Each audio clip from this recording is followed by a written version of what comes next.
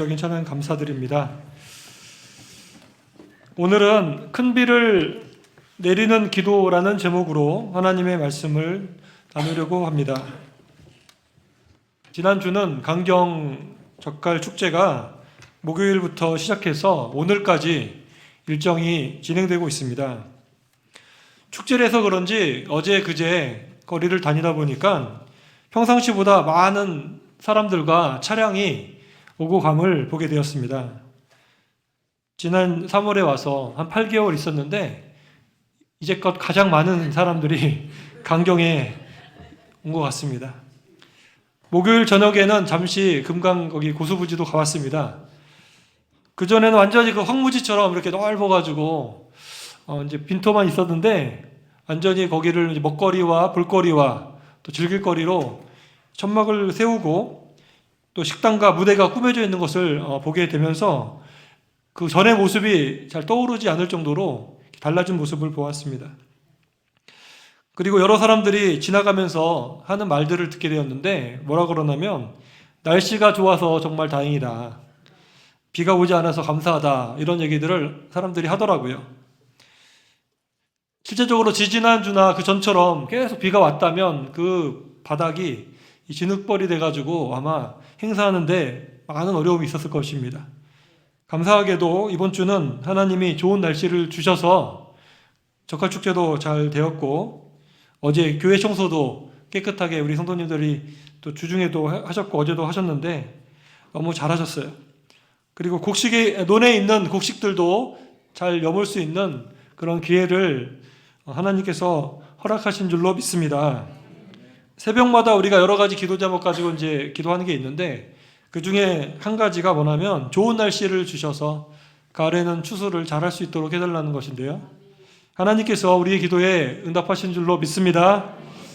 사랑하는 여러분, 오늘날 현대 과학과 AI 기술이 너무 발달을 해가지고 전에는 상상할 수 없는 일들이 일어나고 있습니다.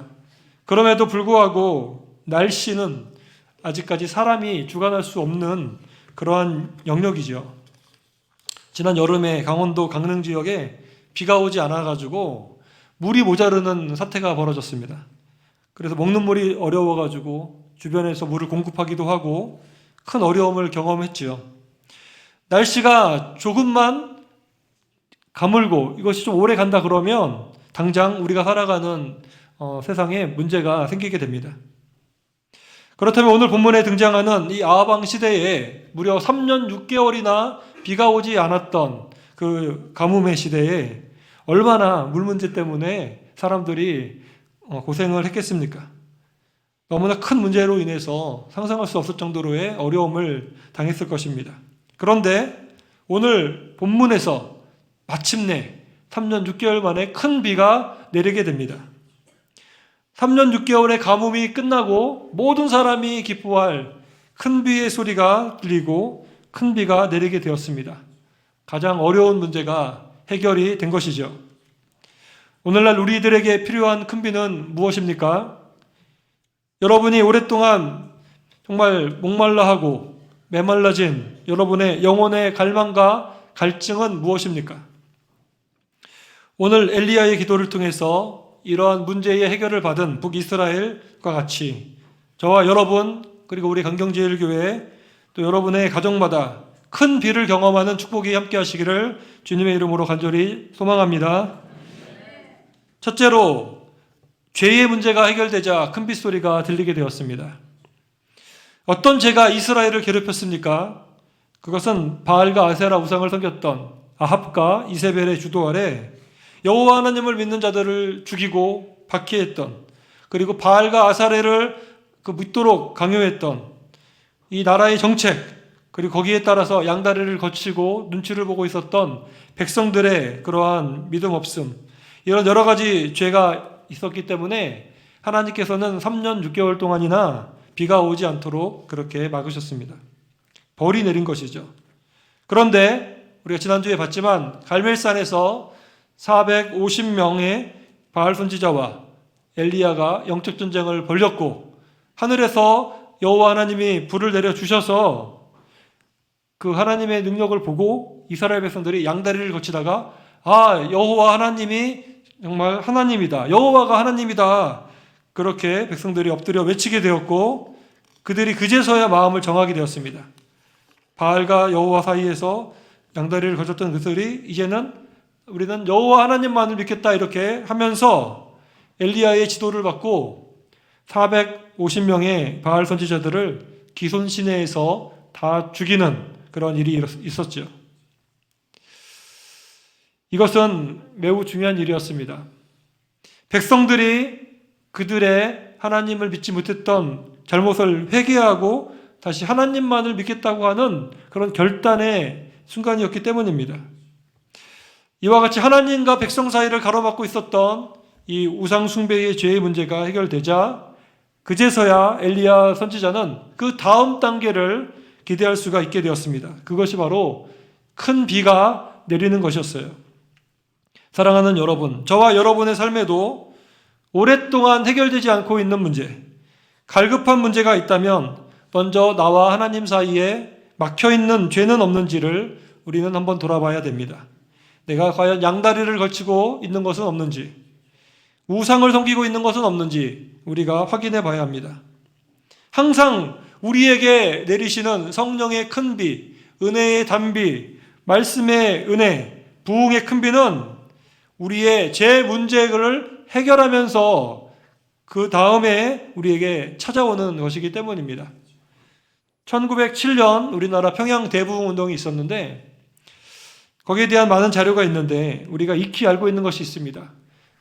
그 평양 대부흥 운동을 일으키기 전에 원선 대부흥 운동이 먼저 일어났는데 그 계기가 됐던 것은 하디 선교사님이라는 분이 먼저 회개를 했어요. 자기가 알게 모르게 조선 사람들은 되게 가난하고 못 살고 동양인이고 그래서 나는 서양인이고 이러니까 비교하고 무시하고 그랬던 것들이 있었는데 하나님이 그게 죄라는 것을 깨닫게 해줘서 공개적으로 내가 그런 죄를 졌다고 그런 기도 모임에서 고백을 하며 통회를 했습니다. 그 길선주 장로님, 나중에 목사님이 되시지만 그분이 자신이 옛날에 다른 사람의 돈을 몰래 이렇게 먹었던 거에 대해서 공개적으로 회개하고 그러면서 성령의 불이 막 임했어요. 그러면서 성도들의 각자 마음에 찔려서 한 사람 한 사람 다 자기가 지었던 죄가 이런 죄가 있었다고 고백하고 죄를 용서해달라고 그러면서 엄청난 성령의 불이 평양에 임하게 된 것입니다.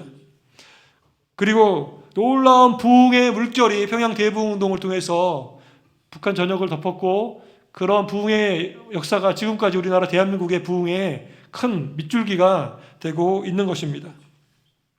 지금도 어려운 일이죠. 회개한다는 것은. 그럼에도 불구하고 우리 인생에서 하나님의 큰 비를 경험하기 원한다면 하나님과 나 사이에 막혀있는 죄의 문제를 회개하는 일이 먼저 있어야 합니다. 나의 죄를 회개해야 합니다. 공동체의 죄를 회개해야 합니다. 약속의 큰 비는 이러한 회개가 있고 난 후에 그 다음에 하나님이 주시는 하나님의 선물입니다. 두 번째는 엘리야가 하나님의 말씀을 믿음으로 큰 비의 소리를 들었다 이렇게 말씀합니다. 우리가 이제 지난주에도 봤지만 엘리야와 바알 선지자, 아세라 선지자 850명과의 갈멜산에서의 영적 대결, 이것은 이제 엘리야가 신청을 했잖아요. 근데 그것은 그냥 엘리야가 그냥 혼자서 그냥 생각한 계획이 아니라 하나님이 그렇게 말씀을 주셨다라고 우리가 지난주에 봤습니다. 그렇다면 큰 비가 내린다고 하는 것은 과연 어떨까요? 이 큰 비가 내린다는 것, 그냥 엘리야가 이것도 그냥 생각을 해서 큰 비가 내리겠지 본인의 그냥 생각을 말한 것일까요? 아니면 하나님의 말씀을 받은 것일까요? 이건 역시도 엘리야 선지자는 하나님의 말씀을 지금 받고 이렇게 얘기하는 것입니다.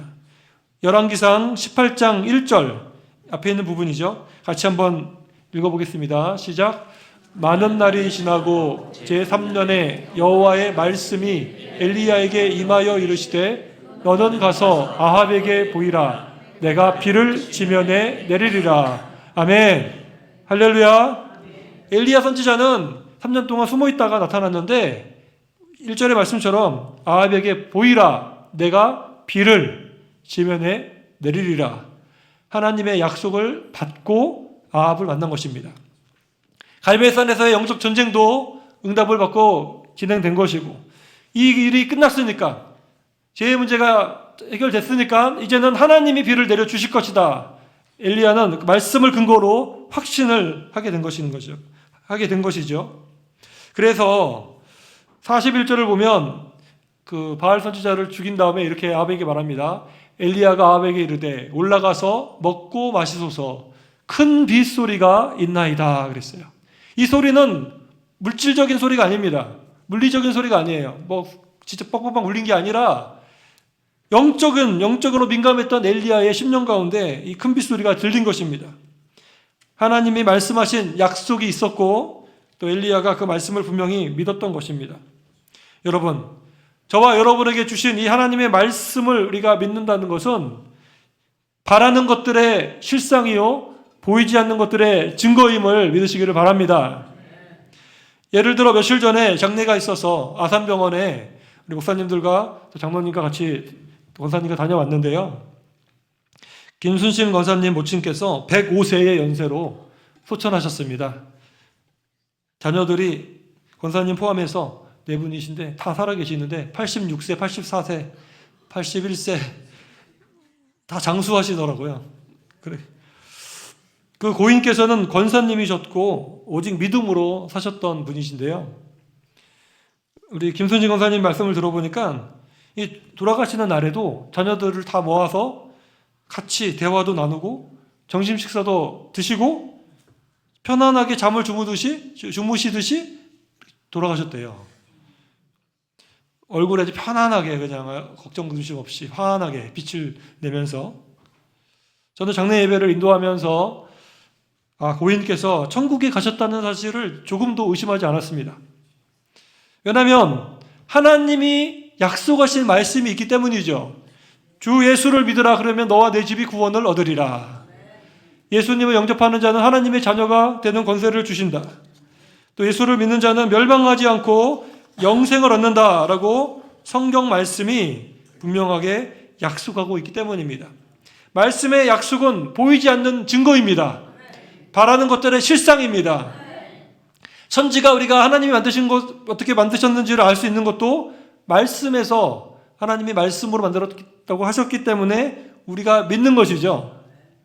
그러므로 우리가 성경의 말씀을 우리 마음속에 가득히 새기고 이 말씀을 우리가 붙잡고 따라서 살아갈 때 우리가 이 땅에서도 말씀이 약속하고 있는, 정말 바라고 있는 실상, 보이지 않는 것들의 증거를 우리가 경험하는 그런 삶을 살게 되는 것입니다. 때로는 우리가 기도할 때에 또 성령님께서 우리 마음에 감동과 또 확신을 주실 때가 있어요. 어려운 문제가 있어서 하나님 어떻게 해결해야 됩니까? 골치 아픕니다. 그러면서 지혜를 달라고 하는데 지혜가 막 떠오르지 않아요. 그래도 하나님 도와달라고 계속 성령님 도와달라고 이렇게 하다 보면 하나님이 갑자기 마음에 또 감동을 주세요. 그리고 어떤 지혜가 떠올라요. 그러면서 평안한 마음이 딱 마음을 잡습니다. 그럴 때 우리는 하나님의 큰 빗소리가 들리는구나. 우리가 믿을 수가 있는 것입니다. 기록된 하나님의 말씀을 붙잡을 때 우리는 다른 사람이 들을 수 없는 큰 빗소리를 들을 수가 있는 것이고, 또 기도하면서 성령께서 주시는 응답을 우리가 경험할 때 또 우리가 큰 빗소리를 들을 수가 있는 것입니다. 이러한 풍성한 열매를 맺을 수 있는 사랑하는 여러분 다 되시기를 간절히 부탁드립니다. 마지막으로 우리는 약속의 말씀을 받았을지라도 7번 기도를 통해서 큰 비를 경험해야 합니다. 엘리야 선지자가 이제 큰 비가 내릴 것입니다. 그러면서 아합에게 당신은 올라가서 먹고 마시소서 했지만 엘리야 자신은 갈멜산 꼭대기로 올라가서 하나님께 이제 기도를 합니다. 우리 42절과 43절을 같이 읽어보겠습니다. 시작. 아합이 먹고 마시러 올라가니라. 엘리야가 갈멜산 꼭대기로 올라가서 땅에 꿇어 엎드려 그의 얼굴을 무릎 사이에 넣고 그의 사원에게 이르되 올라가 바다 쪽을 바라보라. 그가 올라가 바라보고 말하되 아무것도 없나이다. 이르되 7번까지 다시 가라. 아멘. 이 엘리야가 여러분 엎드렸어요. 자세를 보세요. 말씀을 보면 엎드렸는데 그의 얼굴을 무릎 사이에 넣었다 그럽니다. 어떻게 자세를 취했다는 것이죠? 두 가지 가능한 예가 있는데 첫 번째 사진 한번 보여주세요. 어떤 사람은 왼쪽에 보세요. 저렇게 기도하지 않았을까? 무릎 사이에 얼굴을 넣고. 근데 엎드린 건 아니죠. 그래서 오른쪽 거를 보시면 저게 가깝다고 보이거든요. 엎드렸는데 무릎 사이에 자기 머리를 넣을 수 있는 사람이 얼마나 될까요? 저는 부탁합니다. 이거는 굉장히 홀쭉한 사람이나 유연한 사람이 할 수 있어요. 조금 몸이 있다 그러면 어렵습니다. 저 자세를 한번 집에 가서 한번 해보시기 바랍니다. 과연 엎드려가지고 무릎 사이에 머리를 넣을 수 있는지. 그래서 왼쪽에 있는 자세라고 생각하는 사람도 있는데, 그건 확실하게 모르겠어요. 어쨌든 오른쪽 자세라고 이제 한다면 엘리야는 얼마나 기도를 많이 했는가 그런 생각도 해보게 됩니다. 얼마나 금식하고 얼마나 영성이 있었으면 저렇게 할 수 있었을까 생각도 됐는데, 어쨌든 엘리야 선지자는 약속을 받았잖아요. 이제 큰 빗소리가 이제 들린다. 그러면 됐다. 이러고 끝내는 것이 아니라 엘리야는 말씀을 믿었지만 그 약속을 가지고 기도의 자리로 가서 하나님께 기도함으로 응답을 받는 신앙을 가진 것입니다. 그래서 엘리야는 곧바로 산 꼭대기로 올라가서 거기에서 이렇게 저런 자세로 기도합니다. 근데 엘리야의 기도는 한 번의 기도가 아니라, 저 내려주셔도 됩니다. 7번의 기도라 그랬어요. 그 한 번 기도한 후에 사원한테 저쪽 가서 산이니까 바다 쪽을 봐라. 그랬더니 아무것도 없습니다. 그러면 7번을 한번 왔다 갔다 하라 그랬어요.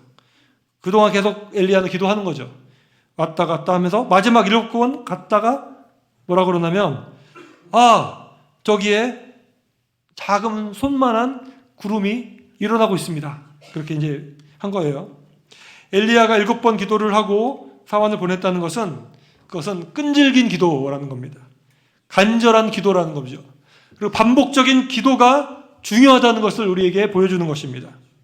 여러분, 나아만 장군도 엘리사 선지자를 만났을 때 나병에 걸렸지만 요단강에 7번 들어갔다 나오라고 했을 때 처음에는 막 자기를 무시한다고 생각하고 화를 냈지만 나중에는 그 얘기를 따라서 할 때 6번까지 들어갔다 나왔을 때는 아무런 변화가 없었지만 마지막 7번 들어갔다 나오니까 깨끗하게 어린아이와 같이 피부가 되었습니다. 여리고성도 마찬가지죠. 7바퀴를 마지막 날 7바퀴를 돌기 전까지는 아무 일도 일어나지 않았어요.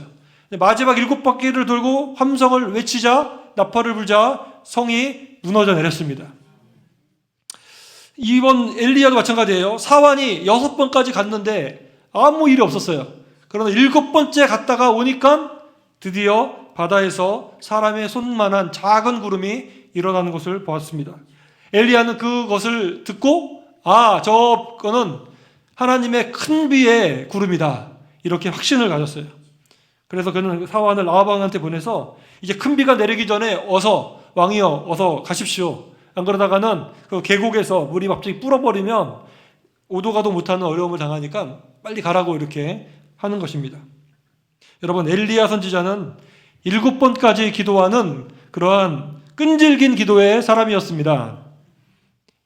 7번이라는 것은 완전수죠.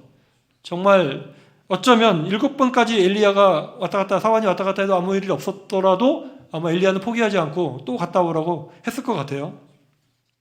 엘리야와 같은 위대한 기도의 사람도 응답될 때까지 7번을 기도하였다면 저와 여러분 같이 정말 기도를 더 배워야 되고 또 기도를 실천해야 되는 보통 사람들은 얼마나 우리가 더 하나님께 매어 달려 기도해야 하겠습니까?